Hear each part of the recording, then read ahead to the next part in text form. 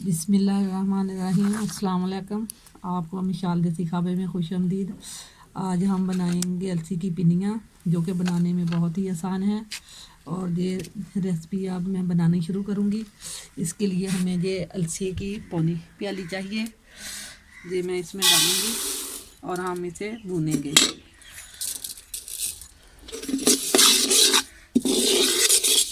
हल्की आंच पे भूनना ताकि ये जले ना।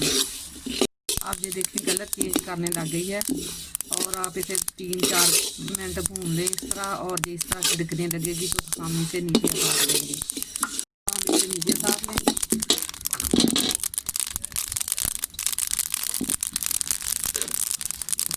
और चम्मच इस तरह हलाते जाएँ ताकि ये जले ना। इसने कलर अपना चेंज कर लिया है। मैं इसे इस तरह एक कूंडे में कूट लूँगी। आपके पास अगर ग्राइंडर मशीन है तो आप उसमें ग्राइंड कर लें। इसे आपने अच्छी तरह बारीक नहीं करना, इसे दरदरा सा रखना है। ये गरम गरम ही इस तरह कूंडे में कूटेंगे। अगर हम इसे ठंडी कर लेंगे तो ये हमसे कूटी नहीं जाएगी। आटे का लूँगी और इसे हम अब भूनेंगे। 1 किलो आटा है ये। इस तरह आप इसे भी हल्की आंच पे भूनते जाएं। बारीक हो गई है। आप इस तरह दरदरी सी कर लें, ज़्यादा बारीक अच्छी नहीं लगती।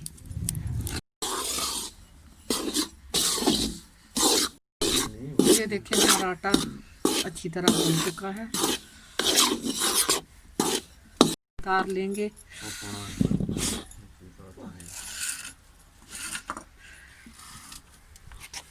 और आप इस तरह चम्मच हिलाते रहें ताकि ये नीचे ना लगे। और अब हम इसे छान लेंगे। छाननी से आटे को हमेशा बाद में भून के छाने ताकि ये जो कोई थोड़ी सी गिल्टी गुल्टी वगैरह हो इसमें वो छान जाए।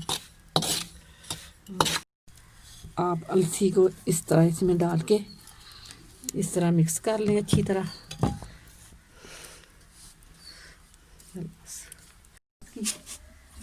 इसके लिए हमें ये चीनी चाहिए आधा डब्बा, जो कि आधा किलो में हम ये डाल देंगे पानी। आधा डब्बा। आप इसे हल्की आंच पे चाशनी को बनाएं और चम्मच इस तरह हिलाते रहें।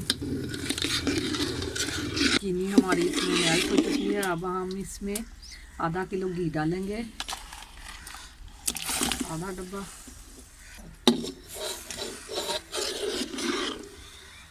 अब हम इसमें ये मेवा जार डालेंगे। छोटा सा टुकड़ा मैंने नारियल का लिया था। आप इसकी मकदार कम या ज़्यादा कर सकते हैं, आप जितनी भी डालना चाहें।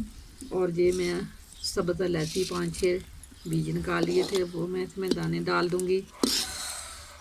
आप इसे ग्राइंड भी करके डाल सकते हैं। और ये ना किशमिश थोड़ी सी धो के आप इसे डालें। और ये बादाम,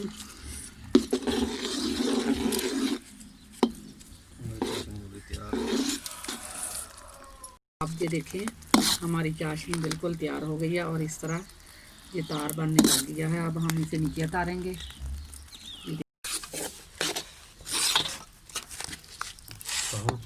अब हम इसमें जो आटा जो मैंने भून के रखा था वो हम डालेंगे।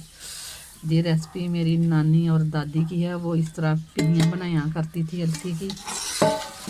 और अब हम इसे इस तरह इसमें मिक्स करेंगे आटे को। आपसे गुजारिश है मेरी इस रेसिपी को ज़रूर ट्राई करना। अगर पसंद आए तो लाइक करना, शेयर करना और मेरे चैनल को सब्सक्राइब ज़रूर करना। इसे मिक्स करते जाएं, इसमें इसकी गुठलियाँ ना बने। और ठंडा होने पर हम इसकी पिनियाँ बनाएंगे।